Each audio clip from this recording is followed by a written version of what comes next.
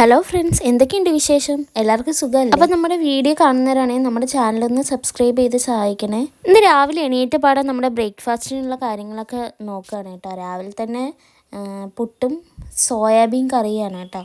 പുട്ടിന് വേണ്ടിയിട്ട് മാവൊക്കെ കുഴച്ച് വെച്ച് ചൂടുവെള്ളത്തിൽ കുഴച്ച് വെച്ച്. അപ്പോൾ ചൂടുവെള്ളത്തിൽ കുഴച്ച് കഴിഞ്ഞാൽ കുറച്ച് സോഫ്റ്റായിട്ട് പുട്ട് കിട്ടും. അപ്പോൾ അതിൻ്റെ ഇടയിൽ തന്നെ നമ്മുടെ സോയാബീൻ ചൂടുവെള്ളത്തിൽ ഇട്ട് വയ്ക്കുന്നുണ്ട് കേട്ടോ. ബീൻ ചൂടുവെള്ളത്തിൽ ഇട്ട് കഴിഞ്ഞാൽ പെട്ടെന്ന് കുതിരാൻ എന്താ പറയുക, എളുപ്പമാണ് കേട്ടോ. പെട്ടെന്ന് കുതിർന്ന് കിട്ടും. അത് കഴിഞ്ഞ് പുട്ട് വേവിക്കാൻ വേണ്ടിയിട്ട് നമ്മുടെ പുട്ടുകുടത്തിൽ വെള്ളം തിളപ്പിക്കാൻ വേണ്ടിയിട്ട് വെച്ചിട്ടുണ്ട് കേട്ടോ. അതുപോലെ ഈ സോയാബീൻ കറി എല്ലാവരും ഒന്ന് വീട്ടിൽ ട്രൈ ചെയ്ത് നോക്കണം.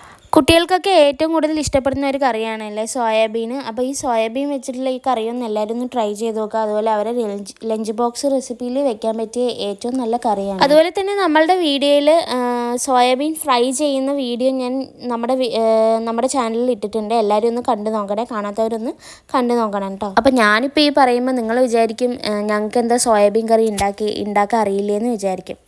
ഉണ്ടാക്കാൻ അറിയാം, ഞാൻ എൻ്റെ വേർഷനിൽ ഞാൻ ചെയ്യുന്നെന്നുള്ളൂ.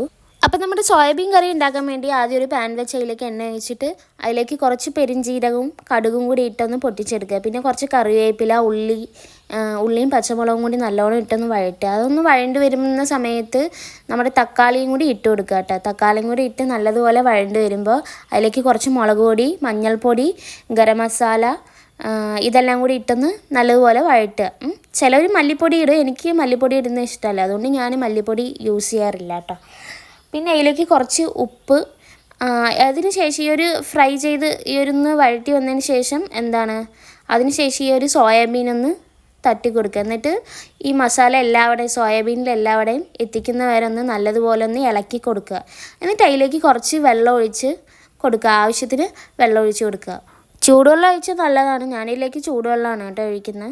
എന്നിട്ട് ഇതുപോലെ കുറച്ച് നേരം വേവിച്ചെടുക്കണം. എന്ന് വെച്ചാൽ നമ്മുടെ സോയാബീൻ ഓൾറെഡി ചൂടുവെള്ളത്തിലിട്ട് കുറച്ച് നേരം സോഫ്റ്റ് ആയതാണ്, ഓൾറെഡി വെന്തതാണ്. ഒരുപാട് നേരം കുക്ക് ചെയ്യുന്നത് നല്ലപോലെ ഡ്രൈ ആക്കി എടുക്കണം എന്നുള്ളവരാണെങ്കിൽ ആ വെള്ളം വറ്റുന്നവരൊന്ന് ഡ്രൈ ആക്കി എടുക്കുക. അല്ലാത്തവർ കുറച്ച് വെള്ളത്തോടെ വേണമെങ്കിൽ കുറച്ച് കുറുകുന്ന രീതിയിലാണെങ്കിൽ അങ്ങനെ ചെയ്താലും മതി. എന്നിട്ട് അതിലേക്ക് കുറച്ച് മല്ലിയില ഇട്ട് കൊടുത്താൽ അതിൻ്റെ ഫ്ലേവറും കൂടി വയ്ക്കുമ്പോൾ പ്രത്യേക ടേസ്റ്റ് ആയിരിക്കും. നിങ്ങൾക്ക് മധുരം വേണമെന്നുണ്ടെങ്കിൽ ചെറുതായിട്ട് ഒരു ബാലൻസ് ടേസ്റ്റിന് ഒരു ടേസ്റ്റ് വ്യത്യസ്ത തരത്തിലുള്ള ടേസ്റ്റ് വേണമെങ്കിൽ കുറച്ച് ഒരു പൊടിക്ക് പഞ്ചസാര ചേർത്ത് കൊടുക്കുക കേട്ടോ. നമ്മൾ അതിൻ്റെ ഇടയ്ക്ക് തന്നെ പുട്ടൊക്കെ റെഡിയാക്കി എടുക്കുന്നുണ്ട് കേട്ടോ. സോയാബീൻ കറി വെക്കുന്നതുകൊണ്ട് ഒരു ഗുണമുണ്ട്, നമുക്ക് ബ്രേക്ക്ഫാസ്റ്റിനും എടുക്കാം, ഉച്ചയ്ക്കലേക്ക് ഫുഡിന് വേണമെങ്കിൽ എടുക്കുകയും ചെയ്യാം. പിന്നെ അത് കഴിഞ്ഞിട്ട് ബീട്രൂട്ട് ഉപ്പേരി വെക്കാൻ വേണ്ടിയിട്ട് ചട്ടി അടുപ്പത്ത് വെച്ച് അതിലേക്ക് കടുകൊക്കെ താളിച്ച് ബീട്രൂട്ടും ഉള്ളിയും കൂടി തട്ടിയിട്ട് നല്ലോണം ഒന്ന് വഴറ്റി.